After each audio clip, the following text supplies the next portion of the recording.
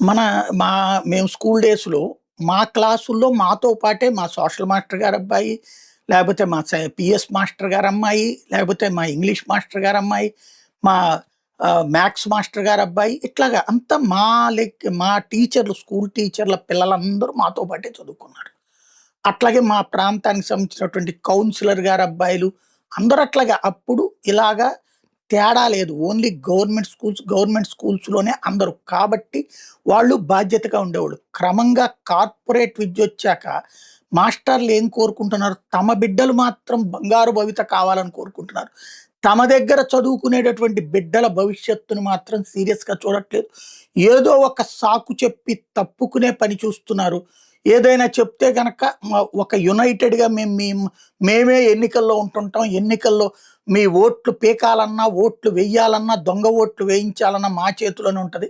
ఎన్నికల్లో poll management మా చేతిలో ఉంటదని బెదరేస్తున్నారు, హడావిడి చేస్తున్నారు, ఆందోళనలు చేస్తున్నారు. ఇప్పుడు పాపం ఆకునూరు మురళి గారు ఏదో విద్యా సంస్కరణలు తీసుకొస్తానంటే రేవంత్ రెడ్డి గారు అంగీకరించారు. ఇక ఆకునూరు మురళి గారి మీద విష ప్రచారం, ఆ టీమ్ మీద విష ప్రచారం. జీతాలు తగ్గిస్తారని, లేకపోతే ఇదని. అసలు విషయం ఏంటి? ఎక్కువ కష్టపడమంటున్నారా? లేకపోతే గనక పిల్లల పట్ల బాధ్యతగా ఉండమంటున్నారా? పాపం ఆకునూరు మురళి గారు వీళ్ళందరూ తిప్పలు పడుతున్నారు ఎక్స్‌ప్లెయిన్ చేయడానికి.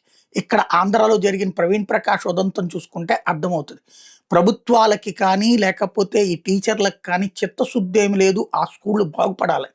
ఆంధ్రాలో స్కూళ్ళని బాగు చేసి చక్కటి కరికులం తీసుకొచ్చి, టాయిలెట్స్ దగ్గర నుంచి వంట దాకా అన్నీ ఒక సిస్టమాటిక్‌గా తీసుకొచ్చిన పాపానికి ప్రవీణ్ ప్రకాష్‌ని దొంగని చేసి, వెంటాడి, వేటాడి అతని మీద దుష్ప్రచారం చేసి, అతను ఏంటయ్యా అంటే మీరు పాఠాలు సరిగ్గా చెప్పండని చెప్పినందుకు, లేదంటే హోంవర్క్ ఎందుకు చేయించట్లేదన్నందుకు, లేకపోతే సరిగ్గా ఆహ్, ఎక్విప్‌మెంట్‌ని వాడట్లేదన్నందుకు అతను వేధిస్తున్నాడని, ఆ వేధింపులని ఆపి అతన్ని ఉద్యోగంలో తీసేసి పేద పిల్లలు పేదల్లాగానే బతకాలి. వాళ్ళు కార్పొరేట్ విద్యలాగా ఎట్టా బతుకుతారు?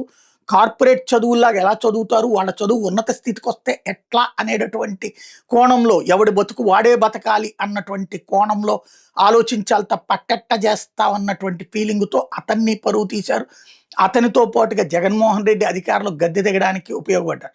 రేవంత్ రెడ్డి గారు కూడా అదే ఆలోచించుకోవాలి. పాపం ఆకునూరు మురళి గారు వీళ్ళందరూ కూడా మనకు కావాల్సిందేంటంటే చెప్పడానికి నీతులు అందంగా ఉండాలి. ప్రభుత్వాన్ని తిట్టడానికి రోజు ఏదో ఒక పాయింట్ ఉండాలి. అది లేదు, ఇది లేదు అని.